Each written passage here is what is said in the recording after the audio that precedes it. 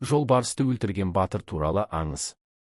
Ертеде сырдың қалың жонында ел мал бағып, бейбіт күн кешіп жатқан кезде бір алып жолбарыс пайда болады.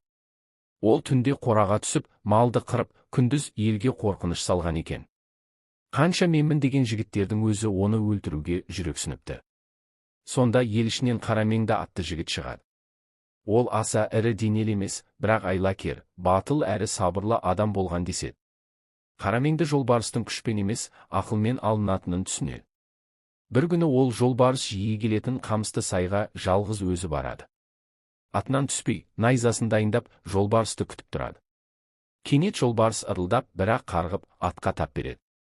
Сол сәтте Қаракөсе қалқанын тосып, найзасын тура жүрегіне қадайды. Алайда жолбарыс оңай берілмей, батырдың қалқанына жабысып, екеуі арпалысады. Ақыры Қарамеңді соңғы күшін жинап, жолбарысты ат үстінде тұрып жеңеді. Жолбарыс сол жерде жан тәсілім болады. Ел бұл хабарды естігенде қатты қуанып, Қарамеңдіні ел қорғаған батыр деп таныған.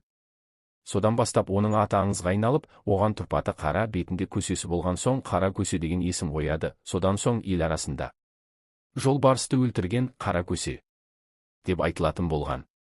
Аңызда Қарамеңді тек күштің емес, ақыл мен жүректің батырлығының белгісі ретінде сипатталады. Қазіргі таңда Қарамеңді батыр ұрпақтары бір рулы ел болып жасайды.